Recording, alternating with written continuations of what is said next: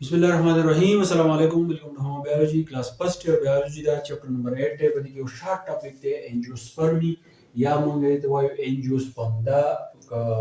3 number class थे दा कंप्लांट शी मंगे शुरू कर ली पाए कि 3 नंबर क्लास ची एंजियोस्पर्म दा या मंगे एंजियोस्पर्म दा शॉर्ट इंट्रोडक्शन दा शॉर्ट क्वेश्चन की राजी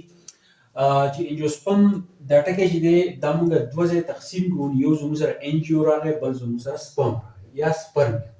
نو د انجیو مطلب دی سیک او د سپرمیا مطلب دی سیډ د دې خبرې مطلب دا دی چې داسې پلانټ چې د هغې تخمونه د هغې سیډ په یو تیلې کې پراته یا زموږ سره چې کم پروټس دي په هغه پروټس کې دننه دا سیډ چې دی پراته نو دغه پلانټ دی دا ټول زموږ سره انجیوسپرم یو تاسو خپله سوچ وکړئ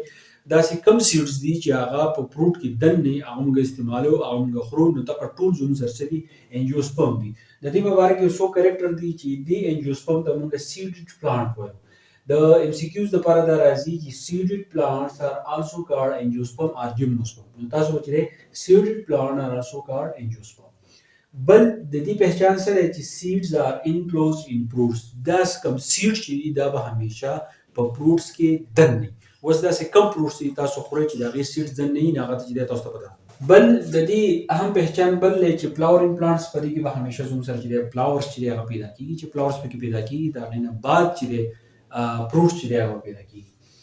بل belongs to grass family د دې غټه فیملی دا چې هغه د grass family چې دی هغه د وایو د دې سره دا belong کوي او colonize every type of soil زموږ سره هر قسمه خاوره چې دا په هغې باندې انجیوسپرم چې دی خپل سروایول کیدی شي خپل ځان چې دی ژوندی ساتي every climatic condition او زموږ سره په هر قسمه climatic condition کې د پاسه کیدی شي که زموږ سره ابو هوا هر قسمه ده په هغه ځای کې به انجیوسپرم چې دی دا به زموږ سره وي یعنی د هر علاقې مطابق انجیوسپرم چې دی هغه پیدا کیږي او پہچان دا دی چې فلاور به پکې پیدا کیږي او په دغه فروټ کې به دننه زموږ سره سیډ دي او مین سورس اف فود سپلای او زموږ سره د فود سپلای د ټول نه غټ سورس چې دی هغه زموږ سره څوک دي دا زموږ سره دي انجیوسپرم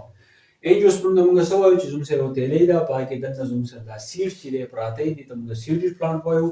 په فروټس کې به دننه دا سیډ پراته دي د هغې نه علاوه دې ته موږ فلاورینګ پلانټس وایو د ګراس فیملي سره تعلق ساتي هر قسمه خاوره کې دا زموږ سره کېږي هر قسمه آب و هوا کې او د فود سورس د ټول نه غټه سپلای چې ده هغه زموږ سره څوک ده دا زموږ سره انجیوسپرم دی بیا په دې پسې د دې مانوکاټ او ډایکاټ کوم ډفرنس دی به دوه کومه خو دا صرف انټروډکشن ډېر